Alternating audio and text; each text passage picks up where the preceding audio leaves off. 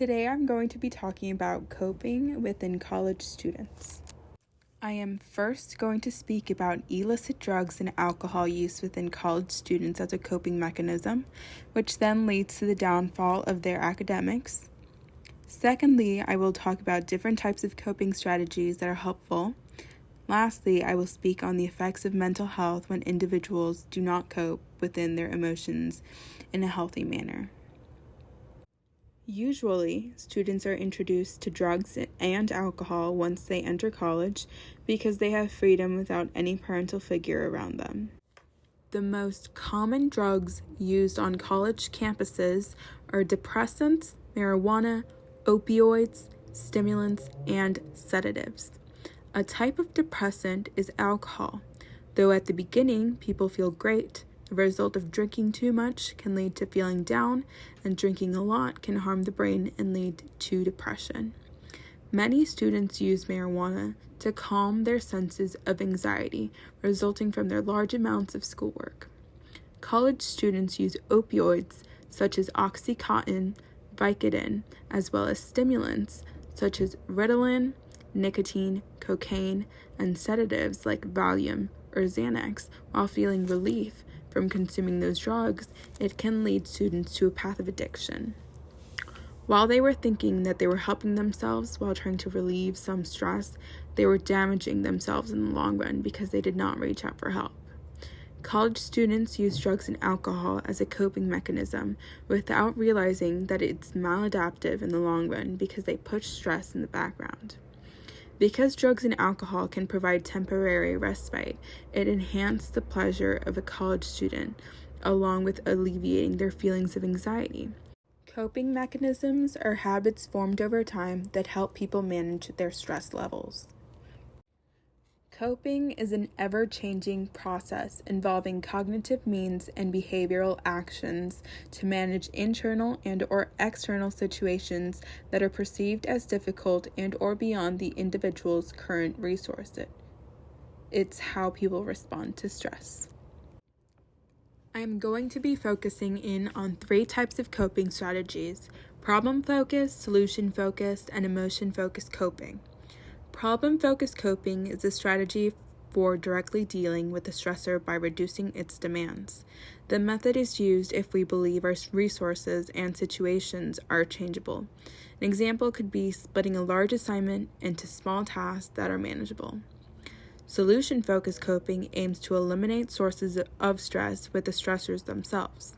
It focuses on regulating negative emotional reactions to stress such as anxiety, sadness, or fear. Emotion-focused coping is a strategy where we try to control our emotions' response to a stressor.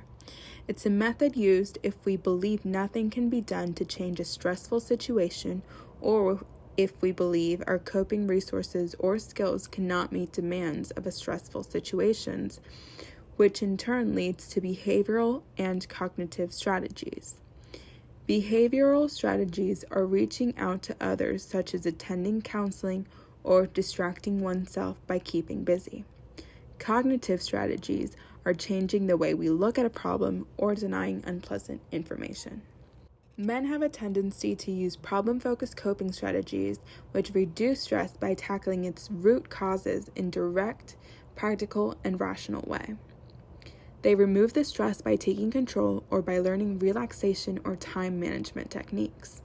On the other hand, women tend to use emotion-focused coping methods which involve indirectly tackling the anxiety associated with a stressor. This could be by using avoidance, distraction, or keeping busy. They may also use cognitive appraisal to think about the stressor more positively. We move on to mental health and mental illnesses. Mental health is a state of well-being in which an individual is able to make contributions to society, realize their potential, cope with life, and work productively. Mental illnesses are disorders manifested in significant dysfunction that may be related to developmental, biological, or physiological disturbances in cognition or functioning. There are 4 prominent mental health illnesses among college students, and they are stress, anxiety, depression, and burnout. Stress is an emotional response to real or imagined challenges or threats. 8 in 10 college students report high levels of stress. Anxiety is a feeling of apprehension, uneasiness, uncertainty, or dread resulting from a real or perceived threat.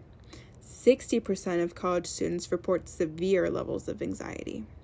Depression is a mood disorder characterized by intense sadness, feeling down and worthless, and difficulties in functioning effectively in everyday life for a period of 2 weeks or more. The leading cause of depression among students is lack of sleep, which can be because they stay up too late completing their assignments, poor eating habits, and not enough exercise.